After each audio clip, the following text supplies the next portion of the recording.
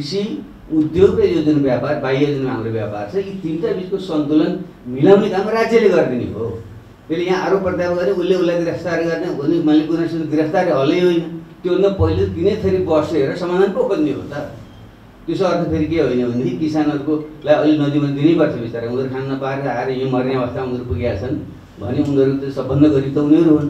पहिलो प्राथमिकता त्यसले दिनु सँगसँगै उद्योगले चाहिँ किन दिन सकेन भन्ने कुरो पनि बुझ्नु पऱ्यो हामीले क्या। त्यसरी समग्र डल्ले हेर्नको निम्ति मेरो प्रस्ताव र सभापतिज्यूलाई आग्रह के हो भने हामीले यस्तो एउटा मेकानिजमको प्रस्ताव गरौँ यो समितिको तर्फबाट।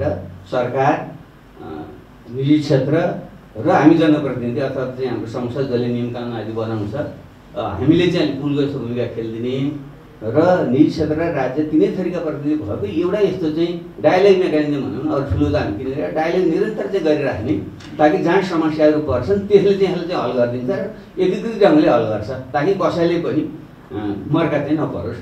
त्यस्तो एउटा चाहिँ मेकानिजम हामीले चाहिँ डेभलप गर्न सक्यौँ भने राम्रो हुन्छ भन्ने मलाई लाग्छ। अगाडि बढ्न सकिन्छ। निराशाजनक स्थिति है यस्तो कोभिडको कारणले मात्रै अस्तव्यस्त छैन, हाम्रो आफ्नै कारणले मुलुक अस्तव्यस्त छ। विकासप्रतिको र आवश्यकता पनि प्रमुख कारक छ, तर यसलाई बहाना बनाइएको छ र मुलुक अस्तव्यस्त अवस्थामा छ। त्यसोले हामीले चाहिँ मात्र अब विकास हुँदैन, हामीले फेसिलिटेट गर्ने कानुनहरू आउनु पर्छ। उखु किसान आफ्नो भुक्तानी लिनका निमित्त 34 पटक काठमाडौँ आइसके, तिनीहरूलाई काममा लगाउन हामीले सकिराखेका छौँ। उनीहरूलाई हामीले सन्तुष्ट गरेर उखुकै चिनीकै क्षेत्रमा पनि हामीले आत्मनिर्भर मुलुकलाई बनाउने दिशातर्फ उनीहरूलाई प्रेरित गर्न सकेका छैनौँ। यत्रो अवसर पाएको अहिलेको जुन सरकार छ त्यो सरकारले पनि नयाँ यो 3 वर्षमा कुनै पनि क्षेत्रमा यो काम उल्लेख्य काम गर्यो भने एउटा काम गराउन नसक्ने परिस्थितिको निर्माण भएको छ। यसलाई देशले पनि गम्भीरतापूर्वक लिएको छ र हामी जनताका प्रतिनिधि हुनाले यसलाई हामीले पनि गम्भीरताका साथ लिएर अहिले जुन एउटा वितृष्णा समाजमा उत्पन्न भइराखेको छ त्यो वितृष्णालाई अन्त गरेर अहिलेका चुनौतीहरूलाई समाधान गर्दै हामीले धेरै ठुलो सङ्घर्ष गरेर ल्याएको जुन पद्धति छ त्यो पद्धतिलाई जोगाएर मुलुकलाई समृद्धिको बाटोमा, र मैले त जहाँ पनि भन्ने गरेको छु यहाँ पनि म भन्न चाहन्छु, हामीले कागजमा तथ्याङ्कमा पेश गरेर मात्रै जनताले अनुभूत नगरुन्जेलसम्म विकासको अनुभूति चाहिँ हुन सक्दैन। मूल्यवृद्धि करलाई 13% गरेको साथीज्यू अब सायद पहिले यस्तो सुचारू गर्न नसक्दा उनीहरूलाई कर्मचारीको तलब नीति नियममा सुधार गरेर अलिकति करको दरलाई कम गर्दैन। त्यसनाले आज चाहिँ औद्योगिक वातावरण भएन भनेर व्यवसाय सधैँ अब अहिले एउटा पेट उद्योगको एउटा समस्या आएको छ, सब एक्सपोर्ट हुन्छ, त्यही मुलुकबाट नेपालमा मिलियन करिबको इम्पोर्ट आयो। अहिले कार्तिक महिनामा भएको जस्तो उत्पादन गर्नु पर्यो, डेलिभरी गर्नु, दुईटै चिजहरूमा मैले देखेको धेरै पहिलो विदेशीहरूमा त अलग्गै छ। पहिले त राज्यले गर्ने भन्ने कुरो जस्तो लाग्छ मलाई। मैले योभन्दा अब यो अर्को डबल पट्टिमा हजुरको डेरी उद्योग निजी क्षेत्रले पनि सञ्चालन गरेको छ, सरकारले पनि सञ्चालन गरेको छ। अब अहिलेको जुन इकोनोमीलाई चलायमान गर्नको लागि हामीले तयारी गर्नुपर्छ। र तेस्रो कुरो खास नेपाल सरकारले के गर्नु पर्यो, सरले एउटा कुरा गर्नु, अर्कोले अर्को कुरा गर्नु, एकदम समयमा नै व्यवसाय पहिले जस्तो सुचारू गर्न नसक्दा उनीहरूलाई कर्मचारीको तलब, ब्याङ्कको ब्याज र घर भाडा भुक्तानीमा समेत अहिलेसम्म धेरै ठुलो समस्याको रूपमा रहेको छ। साना तथा मझौला उद्योगिक व्यवसाय, पर्यटन, यातायात, रियल स्टेट जस्तो क्षेत्रको उत्पादन ऋणात्मक भएको चाहिँ अहिले राष्ट्र ब्याङ्कको पनि फिगर्सले आएको छ। सरकारले उद्यमी व्यवसाय एवं कृषकलाई लक्षित गरी घोषणा गरेको धेरै कार्यक्रमहरू अझै कार्यान्वयन हुन सकेको छैन। मौद्रिक नीतिमा व्यवसाय निरन्तरताको लागि भनिएको कर्जाको कार्यविधि 4 महिनापछि बल्ल आएको छ। पहिले बजेटमा अनाउन्स भएको थियो, तर बजेटमा भन्नाले मौद्रिक नीतिमा अनाउन्स भएको थियो, 4 महिनापछि यसको कार्यविधि आएको छ। महामारीको बीचमा कृषिको महत्त्वबारे चर्चा भए पनि समस्याहरू यथावतै रहेका छन्। स्थानीय तहमा भण्डारण व्यवस्था गर्ने बजेटमा उल्लेख भए पनि कार्यान्वयन चाहिँ हुन सकेको छैन। एउटा यो सप्लाई चेन हाम्रो डिस्ट्रप्सन भएको थियो र त्यसलाई चाहिँ म्यानेज गर्न चाहिँ अहिले पनि ठुलो चुनौतीको रूपमा देखिएको छ। मौद्रिक नीति मार्फत पुनर्कर्जा कोषको रकम बढाएर 1 खर्ब पुर्याइएको छ भने 50 अर्ब बराबरको छुट्टै कोष पनि अहिले सरकारले स्थापना गरेको छ। पुनर्कर्जा कोषलाई 2 खर्ब पुर्याउन आवश्यक छ अहिले। यसलाई कर्जा अवधि 3 वर्षसम्म पुर्याउनुपर्छ, अहिले 1 वर्षसम्म मात्रै छ। यसलाई चाहिँ किनभने यो एकदमै डिप प्रब्लम भएकोले यसलाई चाहिँ 3 वर्षसम्म पुर्याउनुपर्छ। सबैभन्दा महत्त्वपूर्ण विषय साना र मझौला उद्यमीले यो रकम सजिलै पाउन सक्नु नै हो। यसको प्रभावकारी कार्यान्वयनको लागि नेपाल उद्योग वाणिज्य महासङ्घले सरकारसँग सहकार्य गर्न खोजिरहेको छ। कृषि र साना मझौला उद्योगी व्यवसायहरूलाई नै फोकस गर्नुपर्छ हामीले, किनभने ठुला उद्योगी व्यवसायहरूले यो चमत्कार ग्रोथ चाहिँ गर्न सकिँदैन।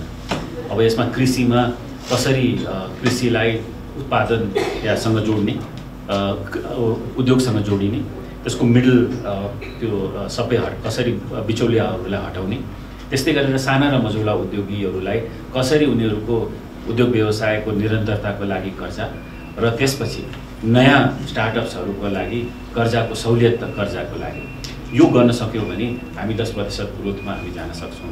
अहिले सबै प्रदेशमा छन्, कतै इलायचीको छ, कतै चियाको छ। एउटा कर अधिकृतसँग सिङ्गो चाहिँ अरबौँ रुपियाँ लगानीहरूको व्यवसाय एउटा मैले चाहिँ विश्वासले क्षेत्रलाई चाहिँ यसले असर पारेको छ, कसैलाई कम कसैलाई बढी। एउटा कुरा ऐनियम बनाउनेले चाहिँ एउटा हिसाबले चाहिँ नि बनाएको हुन्छ, एउटा सोचले, लागू गर्नेले एउटा सोचले हुन्छ, तर कार्यान्वयन गर्नेको अर्कै सोच हुन्छ। कार्यान्वयन भनेको जो चाहिँ तपाईँको बजारमा गएर कार्यान्वयन गर्छ उहाँहरूको आफ्नै किसिमको परिभाषा हुन्छ। यसले गर्दाखेरि व्यवसायीहरू सधैँ दुखित भएकोहरू हुन्छ। त्यस्तै ऐन नियम, एउटा ऐन नियमले एउटा चिज दिएको हुन्छ, अर्को नियमले काटेको हुन्छ। म चाहिँ नि पूर्व प्रधानमन्त्री डाक्टर बाबुराम भट्टराईज्यू चाहिँ प्रधानमन्त्री हुनुहुँदाखेरि कि अर्थमन्त्री हुँदाखेरि उहाँले चाहिँ एउटा चाहिँ नि धुलो दुध कारखानालाई चाहिँ 5 वर्षसम्म चाहिँ 10% को ब्याज चाहिँ छुट दिने भन्ने किसिममा चाहिँ व्यवस्था भयो। राज्यले घोषणा गरेको बजेटमा घोषणा भयो, तर त्यो घोषणा के भयो भने नि त्यो पछि अर्को बजेटमा आउँदाखेरि त्यो कार्यान्वयन नै भएन। त्यस्तो किसिममा हाम्रो मुलुकमा चाहिँ नि यो ऐन नियमहरू बन्ने गर्छ, व्यवस्थाहरू गरिन्छ। व्यवसायलाई भन्यो भने त्यो प्रिडिक्टेबिलिटी नै हुँदैन। त्यो प्रिडिक्टेबिलिटी नभएपछि कसरी लगानी गर्छ? त्यसैले सबभन्दा इम्पोर्टेन्ट कुराहरू हामीलाई प्रिडिक्टेबिलिटी हो, त्यो चाहिँ नि गरिदिनु पर्यो भन्ने कुरा सबै अब मान्य सबै सांसदज्यूहरूलाई म एकदमै आग्रह गर्न चाहन्छु कि यो चाहिँ नि उद्योग व्यवसायसँगको ऐनहरू चाहिँ नि यो नीतिगत स्पष्टता निरन्तरता चाहिँ हुनु पर्यो। हैन लागि परेका पनि छन्, समितिले उपसमितिहरू बनाएको छ।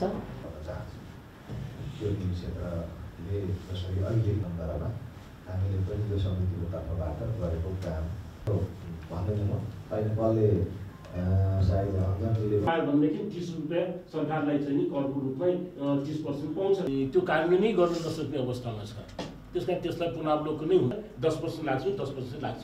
उद्योगको आफ्नो जुन र यो व्यावसायिक वातावरणमा के भने नि खास हामीले खोजेको हामी जहाँ अवसर तपाईँको चाहिँ नि अहिले केसम्म भएको छ 1-2वटा उद्योगले हुन्छ भनेर जुन ध्यान दिएको थियो आजको दिनमा जस्तो फिल पनि गराइरहेछ। त्यसले चाहिँ मान्यजीहरूले पनि लागेर यसलाई कसरी रिभाइभ हुन सक्छ देशको। यो कोभिडले कस्टमर सेक्टरलाई त एकदम कामदारहरू चाहिँ यो एग्रिकल्चर सबभन्दा र यो हामीले के भन्छौँ भने कहिले मैले भुल्दै मानिसहरू पनि एक्टिभिटी पनि बढ्ने अनि त्यसपछि चलायन अब त्यस श्रमिक शोषित भयो जस्तो कुरा गर्ने अनि नेपाल सरकारले शोषण अब अरू मान्यजीहरूबाट पनि एजेन्डा भने मुलुकको समृद्धि होला भनेर बुझ्छौँ भन्नुभएको छ। उनको चाहिँ आशय रहेछ। खुसी लाग्यो यसमा अझ पोजिटिभ चाहिँ कुराहरूलाई कसरी सुधार गर्न सकिन्छ र कसरी यो मुलुकको हामीमा पनि कुरा गरिरहेका हुन्छौँ। त्यसलाई कसरी त्योबाट छन् र यो सहयोग र हप्तौं दिन लगाएर भए पनि खुला बहस गर्नु व्यापक छ। भनेदेखि 30 रुपियाँ सरकारलाई चाहिँ नि करको रूपमै 30% पाउँछ। भनेदेखि 30 रुपियाँ सरकारलाई चाहिँ नि करको रूपमै 30% पाउँछ। परिचय सहित आफ्नो कुरा मान्य सांसदज्यूहरू, म दिनेश श्रेष्ठ, हाम्रा उद्योग वाणिज्य हामीले एउटा प्रस्तावना पनि गरिरहेका छौँ। मैले यो विषयमा भने मेजर ब्याकबोन इन्डस्ट्रीको मेजर ब्याकबोन भनेको कन्स्ट्रक्सन इन्डस्ट्री हो। मान्य सांसदज्यूहरू तपाईँहरूसँग हामी फेरि आएर यो विषयमा नमस्कार, मोहनचन्द्र श्रेष्ठ। उद्योग र यो जुन व्यापार, बाह्य जुन हाम्रो व्यापार छ, यी तिनटा बिचको सन्तुलन। उपस्थित मान्य सदस्यज्यूहरू को प्रतिस्पर्धी क्षमता बढाउने कसरी? ठिक छ, राज्यले